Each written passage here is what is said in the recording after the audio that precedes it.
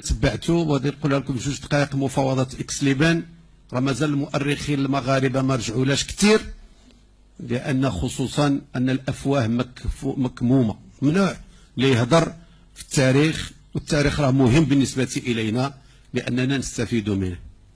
هذه المفاوضات اريد لها ان تكون مفاوضات من اجل فريق واحد وليس للمغاربه ككل، ولهذا قبل ما ناخذ الاستقلال ديالنا اللي كان عندنا فيه خلاف، راه مازال ما استقلينا، لا زلنا ولا زالت اراضينا مغتصبه، وحتى الشعب المغربي لا زال مغتصبا حتى هو.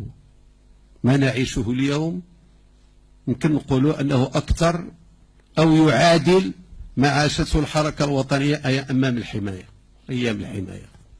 ولهذا الاخوات والاخوان، احنا كان الموقف حزب الاستقلال وأن نظل نكافح وأن تظل المقاومة، وخصوصا المقاومة في الشمال اللي وصلت حتى للعيون والأقاليم الجنوبية، تستمر 2 أو 3 سنوات وناخذ الاستقلال ديالنا كامل. هذا الرأي ديال علال الفاسي لما اجتمع مع الحركة المقاومة في الشمال، وعاد آنذاك إلى طنجة اللي كانت دولية. ولكن من بعد ما وقع واحد المشاكل داخل الحركة الوطنية، يعني كان واحد الاتجاه يساري ولا يعرف عن الحدود الترابية المغربية.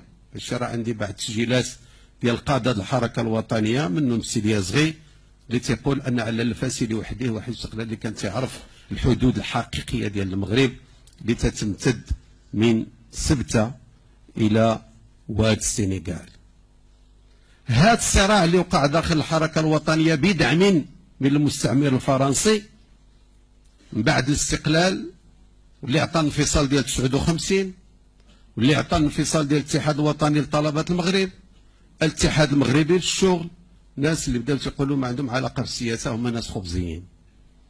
إذا الحركة الوطنية اللي بقى متشبت بها واللي بقى متشبت بالثوابت وبالمبادئ وبقيم هذه الدولة هو حزب الاستقلال. ولهذا انفصال 59 ما أثرش علينا كثير، ولكن خلق مشاكل الكبرى اللي تخلقات هي أن موريتانيا أصبحت دولة وهي أراضي مغربية محضة. هذا كل المؤرخين، ولما دخلت فرنسا راه موريتانيا مغربية. خدينا الاستقلال بدون الأقاليم الجنوبية، بدون سيدي إفني، بدون تندوف وكولوم بشار والقناطسة، وحنا تنعيشوا المشاكل اليوم. وبدينا شويه بشويه، ردينا سيدي إفني في 69، 75 ردينا الأقاليم الجنوبية.